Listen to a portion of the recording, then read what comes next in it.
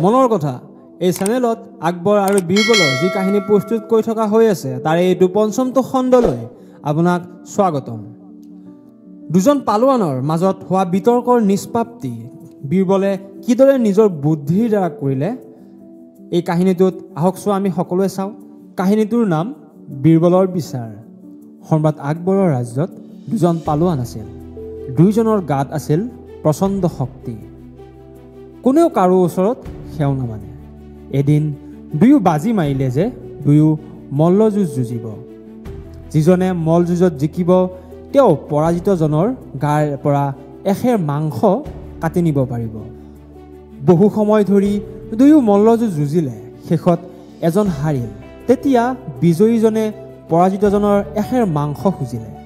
পৰাজিতজনে ক'লে, তুমি মোৰ পিঠিৰ পৰা এখেৰ মাংস কাটি নিয়া। বিজয়ীজনে ক'লে, নহয়, মই তোমাৰ বুকুৰ পৰা এখেৰ মাংস কাটি নিম, কাৰণ আমাৰ যুঁজৰ চৰ্ত আছিল যে যিজনে জয় হ'ব তেওঁ পৰাজিতজনৰ গাৰ পৰা এখেৰ মাংস কাটি নিব পাৰিব।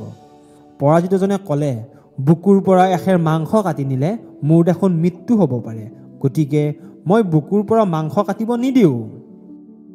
ইয়াকে লৈ দুয়োজনৰ মাজত বাদ বিবাদ আৰম্ভ হ'ল। অৱশেষত দুয়ো গৈ সম্ৰাটৰ ওচৰত বিচাৰ প্ৰাৰ্থী হ'ল। দুয়োজনে নিজৰ বক্তব্য সম্ৰাটৰ ওচৰত ব্যক্ত কৰিলে। সম্ৰাটে তেতিয়া সিহঁতৰ বিচাৰৰ দায়িত্ব বীৰবলক দিলে। বীৰবলে সকলো কথা শুনি জয়লাভ কৰা পালোৱানজনক ক'লে, তুমি জয়লাভ কৰিছা, গতিকে তুমি তোমাৰ ইচ্ছামতে পৰাজিতজনৰ গাৰ পৰা এখেৰ মাংস কাটি নিয়া। কিন্তু শুনা, তুমি এখেৰ মাংসহে কাটি নিব পাৰিবা।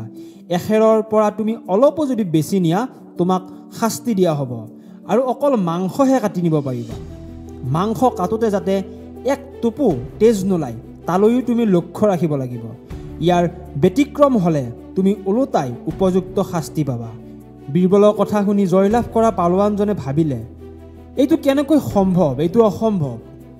গতিকে তেওঁ মাংসৰ আশা বাদ দি চুপচাপ হৈ ৰাজসভাৰ পৰা ওলাই গুচি গ'ল। পৰাজিত পালোৱানজনে এইবাৰ ৰক্ষা পৰিল। বীৰবলক নমস্কাৰ জনাই তেওঁ এই সভাৰ পৰা বিদায় ল'লে। বীৰবলৰ বিচাৰত সম্ৰাট খুব সন্তোষ পালে। তেওঁ বীৰবলক প্ৰশংসা কৰিলে। এইটো আছিল বীৰবলৰ বিচাৰৰ এক উদাহৰণ, য'ত তেওঁৰ বুদ্ধি আৰু ন্যায়ৰ শক্তি প্ৰমাণিত হয়। কাহিনীটো কেনেকুৱা পালে কমেণ্ট কৰি জনাব, লাইক কৰিব আৰু প্ৰিয়জনৰ লগত শ্বেয়াৰ কৰিব। আগলৈও এই কাহিনী শুনি থাকিবৰ কাৰণে চেনেলটো ছাবস্ক্ৰাইব কৰি ল'ব। থেংক ইউ আজিৰ বাবে।